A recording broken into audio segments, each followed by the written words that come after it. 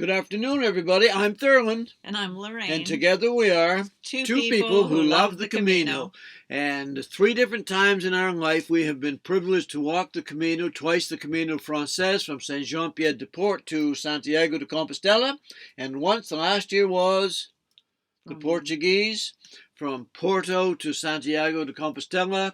We've walked to the coast 4 times. I have. She's walked a couple of times to the coast. We've walked up the coast from Finisterre to Murcia. We are fully addicted, and at this time of year when we get the memories coming up on Facebook, we just like to talk about it. So here we are. We've for the past several weeks. This is week number 7, I believe, because we took 48 days to walk the Camino de Santiago Frances route the first time, 2014, and we've been doing a memory of that 1 week at a time. So tonight is the last week. We're coming back next week, by the way, to talk about 5 things we liked, or the top 5 things we liked and the top 5 things we struggled with as we walked. So come tune in next Saturday for that. Saturday after that, we'll come back and talk about the 5 weeks we spent in the Santiago area after we finished. This doesn't quit that easy, folks. Anyway, tonight we're talking about, first of all, let's remind you of one of my favorite memes. When you've walked as far as you can go, take another step. And that's both good for the Camino and for life. So this week we're walking from, you read this because I've done all the talking so far. Barbadeo, Spain to Santiago de Compostela. And it's Sunday, October the 5th to Saturday, October the 11th, 2014. It's approximately 100 kilometers. Here's the daily breakdown for those who have walked the Camino. You can see what we did. Go ahead. Barbadeo to Porto Moran was 20 kilometers on Sunday. Porto Moran to Portos, a little tiny place where we had one of the highlights of our Camino, 20 kilometers on Monday. Portos to Melide, 20 kilometers on Tuesday. You almost forgot that last E, didn't you? Melide, all right. Melide to Arzua, 15 kilometers on Wednesday. Arzua to Pedruzo, 20 kilometers on Thursday. And then that was the penultimate day, by the way, of our Camino. And then the ultimate day, the last day of our Camino, Friday, October the 10th, actually, Pedruzo to Santiago. And on Saturday, Santiago to nowhere. 0 kilometers on Santiago. Today we're getting... That adds up to more than 100 kilometers. 20, That's 40. 115. Is it? Well, yeah, it was. It was very close. It was a long week. Those were long days. Actually, some of them were like 18, and I rounded them up to 20. Okay. So because I'm not a real stickler for details. Really? Right. Right. First I heard that in 45 years. Okay, so instead of talking a day at a time like we did the other times, we're going to talk about some of the highlights and lowlights of this week in particular. We're going to talk about our second quintessential Camino night. Then we're going to talk about bittersweet reality setting in. Lorraine's going to tell you about her last day. And the arrival at Catedral de Santiago. Then we met up. There's a strange thing that happens in Santiago. You start to run into people, bump into people that you didn't expect to see again, and have some wonderful reunions. And then receiving our Compostela. So here we go. Let's just talk about some of the highlights. On Monday night, October the 6th, was what I've always referred to, and I think you'd agree with me, as the second of 2 major nights of the Camino. When you think, I always thought, when I was doing all the reading and stuff beforehand, and you think of what you're going to do in the evenings and stuff, and how your days are going to be, you kind of get an idea that every day is supposed to be very super special, and that's not the case. Some days you just walk and cry and eat and cry and walk and do laundry, right? But 2 different nights. One way back in Carrion de los Condes when we showed you the video of the nuns, singing. And then again, this is about 4 weeks later, actually, the second quintessential night. And this is this actually looks like a painting. This to me looks like almost like a painting of the Last Supper or something from a different angle. So just tell them a little bit about this night. It was one of the rainiest days that we had had. That's why we stopped early in the day. Yeah. We were drenched, and we had had no rain for 6 weeks. But on the last week, it rained all week. every day, torrential. Yeah. Not all day, every day, but torrential rain. And it was very hard to get anything dried out. You go into the albergues and they just smelled like wet because everybody's things were wet. And we didn't actually intend to stop here. We just thought this was a little cafe when we went in. We're going in to try to warm up a little bit and have a coffee and maybe a sandwich or something. And as we sat there and the warmth of the place happened, then we realized 2 or 3 people were coming out of the other area. So it was total accident that we were at this place. But I want to show you another couple of people. This is a young Italian lady named Valentina. And here is she again, a picture I took the next day after that with her man Fabio. What we didn't realize at the point, we just assumed that they were married. But she came to us about 4 or 5 nights later, just before we got to Santiago, actually, and said, we're not married. We are walking. They lived actually about 1,000 kilometers apart in Italy, one in the north, one in the south.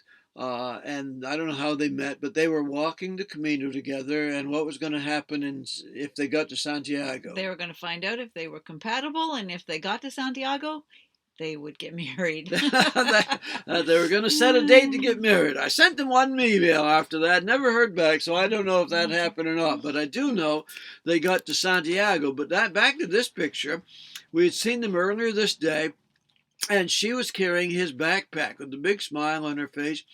And I went up and introduced myself and got out the picture that I had taken of me carrying your backpack. And she only spoke a little bit of English, so the picture helped to get to know her. Why this strange man, because I am a strange man, why this strange man was starting to talk to her.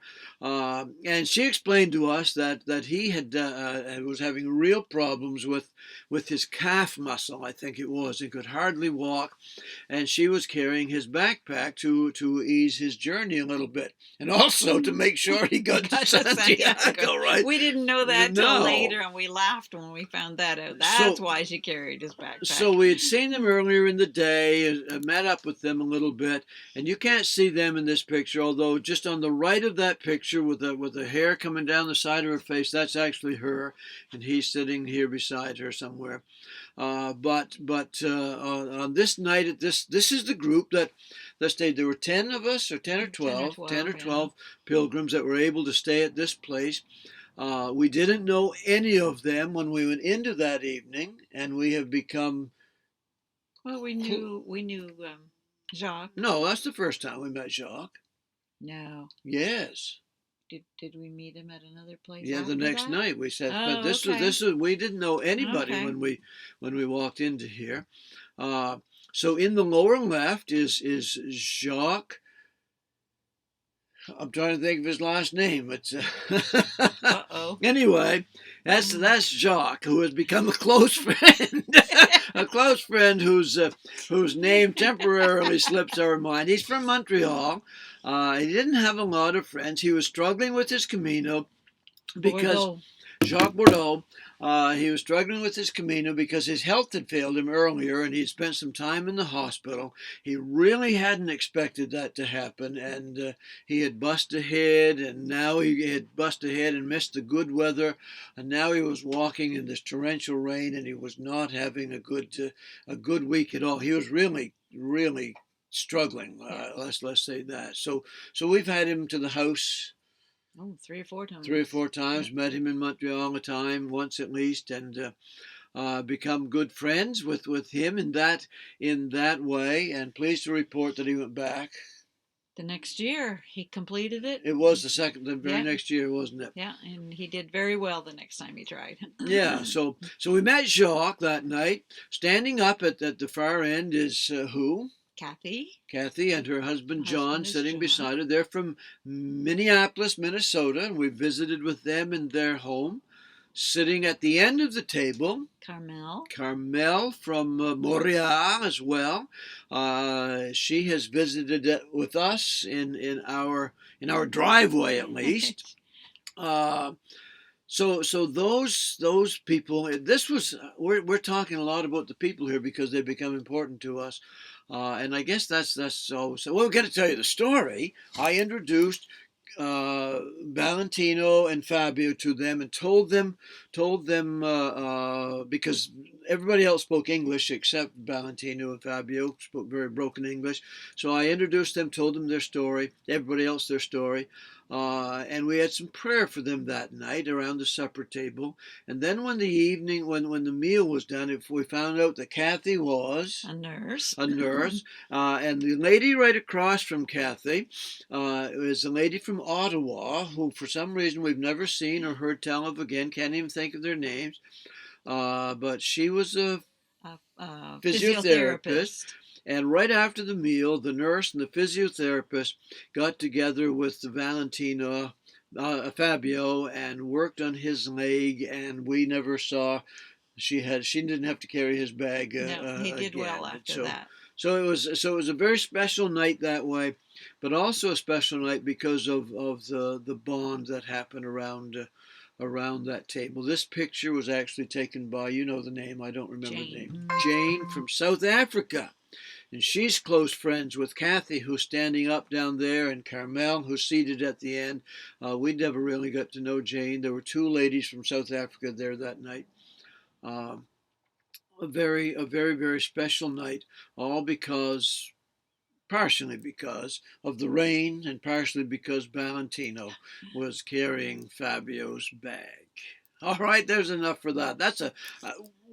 We're not going to take that long on all these highlights because we got 7 highlight lowlights. So now the bittersweet reality starts to set in. What's bitter and sweet about it? We have spent about 700 kilometers in peace and quiet and tranquility, alone much of the time, quiet forest paths. Then we hit Sarria. Something happens at Sarria because on the French route, Sarria is 111 kilometers from Santiago. And many people start there. I think the year that we did it, the statistics say 27, not that I don't know details, but 27% of the people who received a Compostela that year started at Sarria. So there are literally hordes of people that start here. This is a restaurant. So the thing about these people they're wonderful pilgrims. They'd be wonderful friends, but they're so eager. They're so vibrant. They've got these fresh shoes that don't even look dirty. and this is the only thing I really held against them, is that when you're coming to a cafe like this one, they could outrace you for the last seat at that cafe, right? And so they'd be behind you, chatting up a storm, and then they'd see that cafe up ahead, and they'd pick up speed, and they'd be sitting down at the cafe, and so it was a little bit difficult that way. Here's one stretch along right after we left Porto Moran on that Monday morning, and you can just see, as far as you can see, there are pilgrims walking in close proximity. So that's part of the bittersweet reality. What's the other part of the bittersweet reality? It's almost to end. It's almost over. Time. Yeah, you don't. You think you're looking forward to the end. So here we are at the 100. There's Cruiser at the 100-kilometer mark, and here's us. You notice it's a different 100-kilometer mark. That's simply because I went to another year and stole the picture to sit in here. But yeah, you can almost feel the end of this thing, which makes us excited. Excited to end, but in another way, you don't want it to end. Yeah. And I think that is why we've gone back so many times. You don't want it to end. Yeah. So the second time we went back, actually, somewhere along this route, we found this little saying, this little quote, and I thought it described the end the approach to the end very well. In case you're watching on a small phone and can't read that, it says, "The end is a gift. Open it slowly." And in other words, in this particular instance, don't hurry off, don't race to Santiago because you think you're going to find fulfillment in Santiago. In fact, remember our feelings when we finally got to Santiago and were around to the cathedral? It was a little bit of disappointment, actually. Yeah, very, very left empty. I particularly remember everywhere we went before that, people were waiting to serve the pilgrims, right? They were waiting to serve us a meal. They were waiting to check us into a hotel or albergue. They were waiting to do whatever they could for us. And I guess I kind of expected something like that. And when we rounded the corner to the ending point, there's no trumpets, there's no band playing for us. There's nothing, right? Yeah, we'd walked 48 days to this end, and it just There seemed like it was an anticlimax. There was not a sign to say where the albergue was. There wasn't a sign to tell you anything about the pilgrims' masses or anything like that. Nothing to tell you where to go to get your Compostela. You were just there in this huge square. We've got a few pictures of the cathedral later, but it was a little bit of a bittersweet thing. And so this is a good saying. If you're ever thinking of doing the Camino, the end is a gift. Savor every step along that last way, because open it slowly. It's kind of like Christmas. You should save a few gifts to open the next day, right? Sure. Don't you always do that? No, but I know you do. I used to make my kids so angry at me because I was still opening my stocking in the evening on Christmas Day. Bittersweet reality setting in. It was hard to quit. So that's highlight number 2. Lowlights. One of the lowlights was I started this whole Camino with plantar fasciitis. Just take a peek at her face. I'm going to zoom in so you can see her face. This is just, let me tell you where we are before she goes on to tell her story. We are at Monte Gozo, which is the hill overlooking Santiago. It's about 6 more kilometers to walk right there. And it's a very famous monument there to one of the popes. And she just literally, it was 30 meters off the path. She literally didn't have the energy to walk up to that. But I'm just going to zoom in. So there's where we are when this picture is taken. I'll zoom in so you can see her face while she tells this great story. So I started out the Camino not on the right foot, so to speak. I had suffered with plantar fasciitis for months before we left. But I thought I was getting better. I had a foot brace that I carried with me on the Camino, and I put it on every night, and I thought I was getting better. But the extra walking just set that back terribly. So that's problem number 1. Problem number 2, I injured my leg on day 3. So that didn't help any. That never got better for a long, long time. And who knows, tendinitis, wear and tear. Everything. I had a miserable walk. Pains went from right knee to left knee to ankle to hip bone to knee bone. Yeah. But all in all, I loved the Camino. It was the walking that was hard. That's right. She loved the Camino, but the walking. So we watched a video of a lady. 6 ways to Santiago. Yeah, and the lady's on the phone and she's crying because she thinks she's going to have to stop the Camino. And when we first saw that, we thought she was crying because she was in pain. But from having experienced it, she was not crying because of the pain. She was crying because she thought she wasn't going to make it. She thought she was going to have to quit. And I was there so many days. I just didn't think I was going to be able to finish it. But I did. I remember what you said on this last day. On the last day. Because every day I'd watched her walk in pain. she was almost quadrupedal. Is that what you call it when you're walking on your Yeah, hands? I put a lot of weight on my sticks instead of on my feet, so my arms were getting bulked up anyway. Yeah. But on the last day, I got up and I was so discouraged, and I said, "Do you suppose anybody has Because I'm ever? the first Do person. you suppose I'm the first person to walk 48 days, about 700. 780 kilometers?"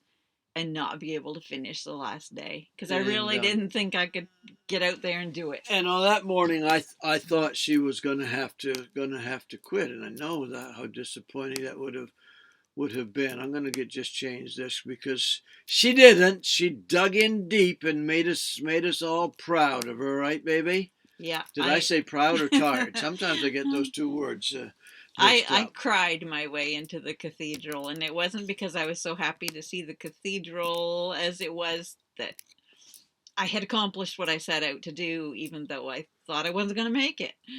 Again, she thought she was the only one at that point that was walking like that, and she thought it was because of her age. And then we were walking up from the bus station one day, a couple of weeks later, and Lorraine was crawling up the bus station. There was a young lady about early 20s who was crawling down the bus station. She So looked almost in worse yeah, shape than me, so I so it wasn't wasn't the alone. only one. So here's this. You can't read it on there, but that says Santiago on there, just overlooking the city of Santiago. And there's another monument just or another signpost just as you go in. So she did make it. She has smiles on her faces, but any smile you see on her face this day is a forced smile. Here comes a little bit. I'll just show you her going up the steps. We got to our last albergue, and it was a huge place, hundreds of beds in this particular place, in different floors and different wards and everything. And we thought it was 4 stories high, and we thought maybe they'd have an elevator. But what did they tell you? No, you're on the fourth floor and there's no elevator. If you walk from Santiago, from Saint Jean Pied de Port, you can walk up the steps. So here's a little video of Lorraine trying to get up the last steps. Here goes Lorraine up the steps of her last albergue at the Seminario Minor in Santiago de Compostela. And literally, when we come down the next day for breakfast, she came down on her butt, one step at a time. Her body, it's like her body had kind of, said, recognized it was at the end and said, enough. Is enough, and enough is enough. So another highlight, of course, is I don't think I can pause this. Okay. Another highlight, of course, is the cathedral itself. Although we told you a little bit about the fact that it also was kind of a highlight and low light. Here's just a picture I stole off the internet of the cathedral in its better years. When we got there, it looked like this. It wasn't impressive, really. It was under construction and had been for all of that year. And in fact, we went back 3 years later, and it was still under construction.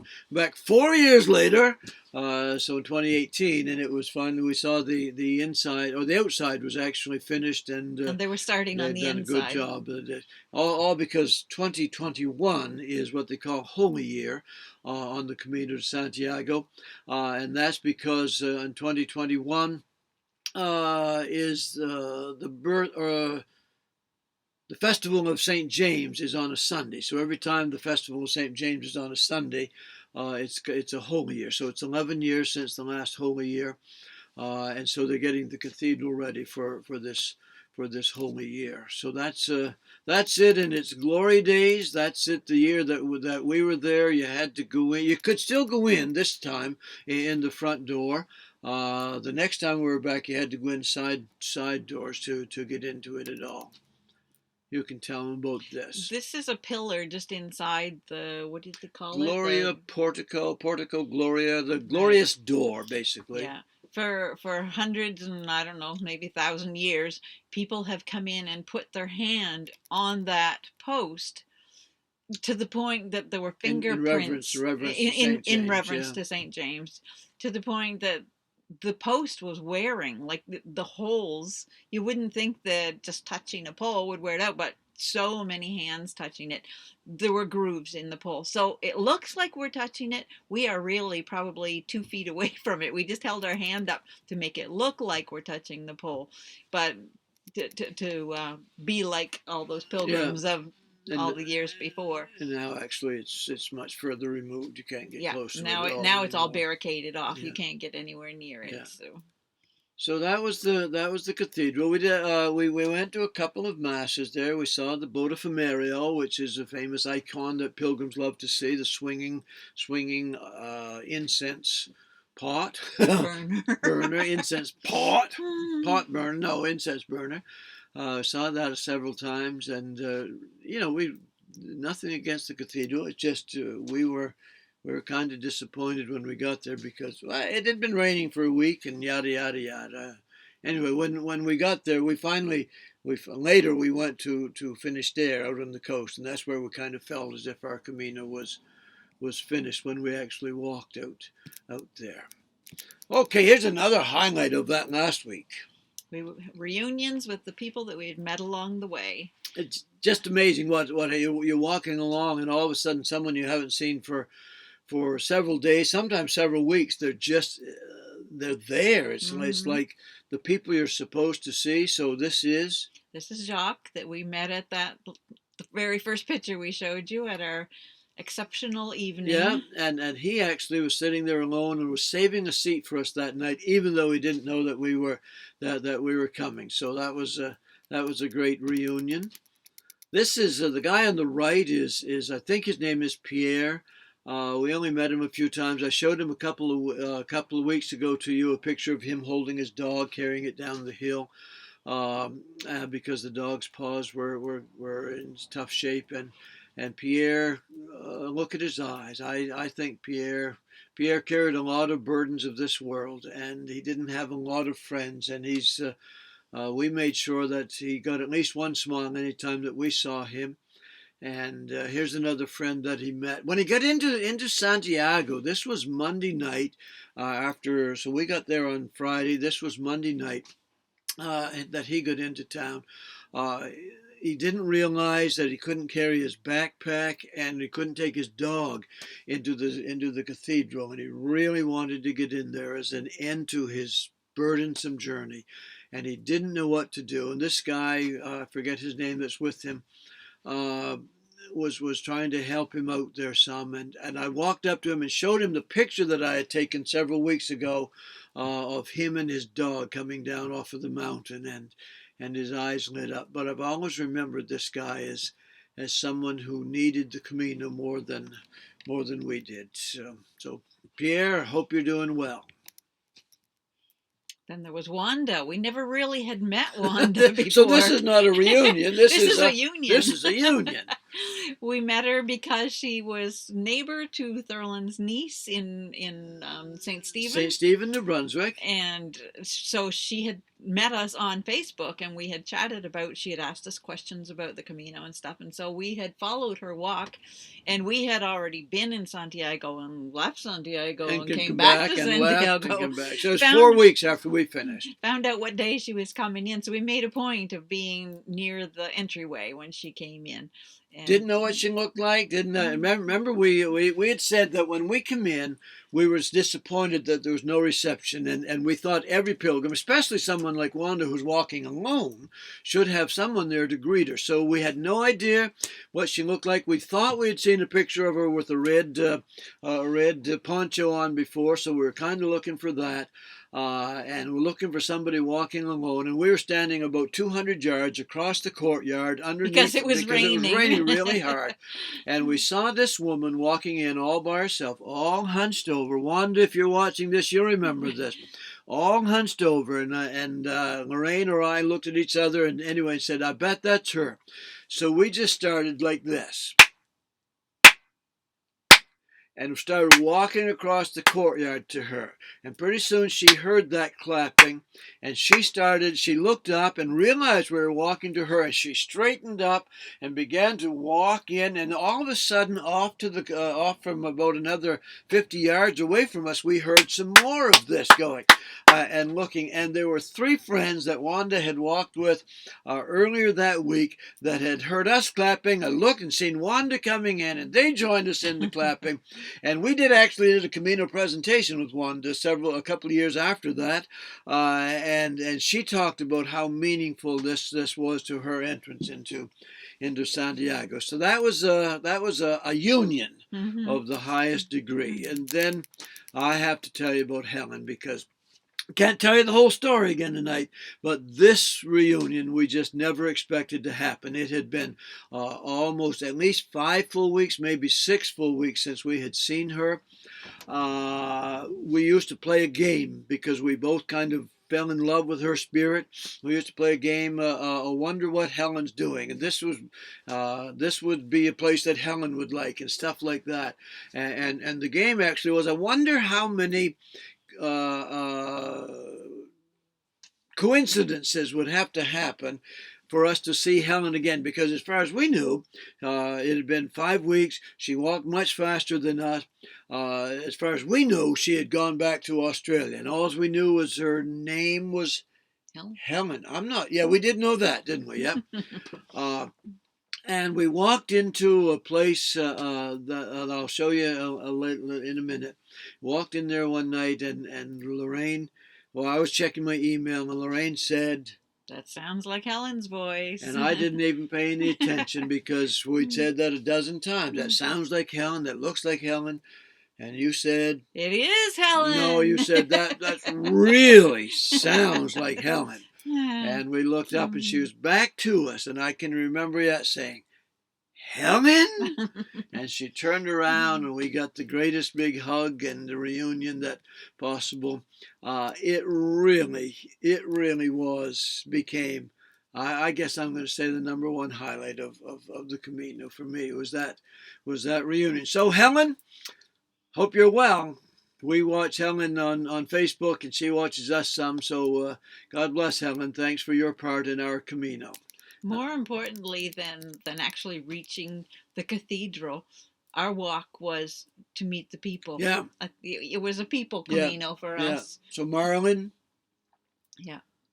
Nancy. There's a whole list a list of people. Javi and Carmen out in Barcelona, north of Barcelona.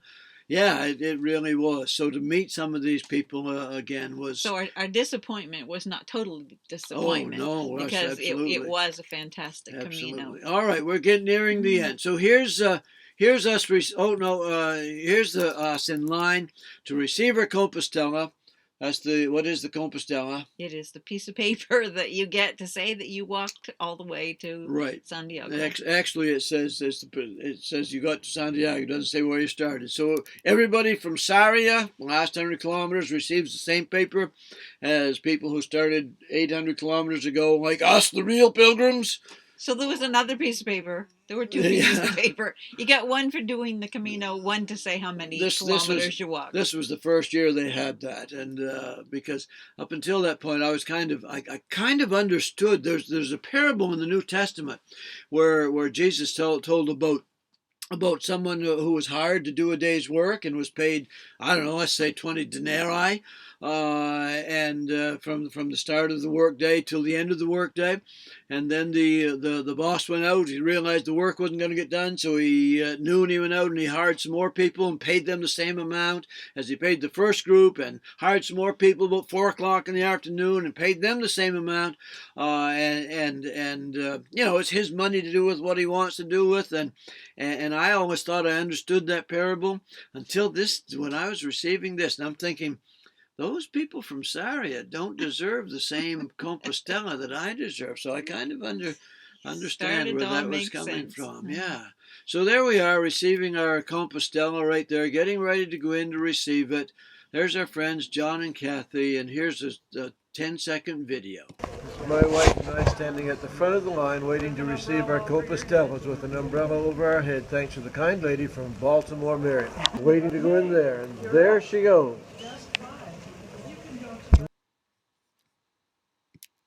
And just like that, the journey was done. We were no longer pilgrims. Now we're tourists, right? We're at the Pilgrim House. Now we're at the Pilgrim House. This is a picture somebody at the Pilgrim House took of us. Pilgrim House is a ministry it's called Terra Nova Pilgrim House. It's about 5 minutes from the cathedral. So if you're ever doing the Camino and you want a good place to sit down, cook a meal, get your laundry done, relax, unwind, people to talk to help you unpack your Camino, it's the Terra Nova Pilgrim House on Nova, Mayor Nova, I don't know, what's the name of the street, Nova Calle or some case, however they say street in Spain. Our friends Nate and Faith Walters currently head that up at least. They weren't our friends at the time. We met them because of another contact that we had in common. And it became a great spot for us to stay. So this will be our advertisement for the Pilgrim House in Santiago. We'll put a link in the comment section below so you can find the Pilgrim House. If you ever decide to walk the Camino, you should find the Pilgrim House at the ends. Anything to say? The highlights and lowlights of the last week? Next week we'll come back and talk about 5 things we liked and 5 things we didn't like about the whole Camino. Maybe some little bit of talk about Santiago. Because here's what happened next. We still had 6 weeks in Europe, and we spent 5 of it right around Santiago. We bused to Finisterre, which is the village at the edge of the world, at the edge of the Atlantic Ocean, and back to Santiago. Then we bussed down to Porto and spent a week on vacation where the ocean tried to swallow Lorraine, and back to Santiago. And then we walked to Murcia, a 4-day walk for us, and back to Santiago. And then we spent about a week, 8 days right in Santiago, before off to the Mediterranean. So we'll talk about some of that next week and the week after, and then we'll be done whining about not being on the Camino de Santiago for this year. All in all, our first Camino was 48 painful, long, painful, fantastic, wonderful days. That's a good way to say it. Painfully fantastic, right? And anybody who's walked the Camino may have an idea what we're talking about. All right, thanks for watching. Just a little reminder, we work with a company called Alovea, and we'd love to tell you about some of the wonderful health products that we have that we take on a daily basis to make our bodies, to help our bodies be as strong as they can to fight all of these things that come our way in this world. Thanks for watching again. And we also drank this on the Camino. We carried 8 pounds of drink powder when we started the Camino, energy drinks, and I often thought afterwards, if I hadn't been carrying it, I might not have needed it. But we appreciated having it. That's right. So anyway, thanks for watching again. God bless you all. Enjoy the rest of your day. I'm Thurland. I'm Lorraine. And together we are, that's me full screen. Let's try this again. I'm Thurland. I'm Lorraine. And together we are two people who love the Camino. Camino. God bless. Buen Camino.